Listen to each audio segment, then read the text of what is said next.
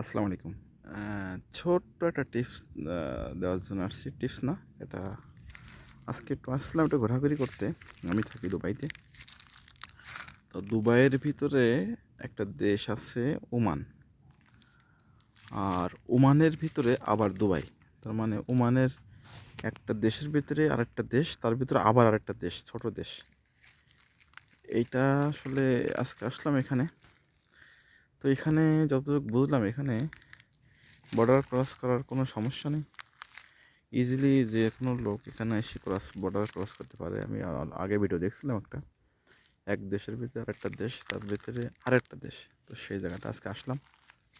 এখানে পাহাড়, ঝর্ণা আছে, যেটা ওই সাইডটা আপনাদেরকে যদি এখন দেখা যাচ্ছে না, ওই সাইডটা পানি আসছে, যে আপনার ঝর্ণার থেকে পানি আসতেছে, ওইটা ওই দিক থেকে চলে গেছে। আর এখানে সব পাহাড়। আমরা যদিও একটু আমার এই কলিগ নামাজ পড়তেছে, তো সেই জন্য একটু দাঁড়াইছি এখানে। এরপরে আমরা উপরে যাব, দেখি উপরে আসলে পানিটা কোথার থেকে আসে। তো সুন্দর একটা জায়গা, যদি কেউ ভিজিট করতে চান আমি লোকেশন ইসে দিতে পারি। আমি হাঁপাই গেছি বুঝছেন, কারণ পাহাড়ে একটু হাঁটছি তো এই কারণে। আর হচ্ছে লোকেশনটা আমি কমেন্ট বক্সে কিংবা ইসে দিতে পারেন। আপনার হচ্ছে এইখানে দেখেন,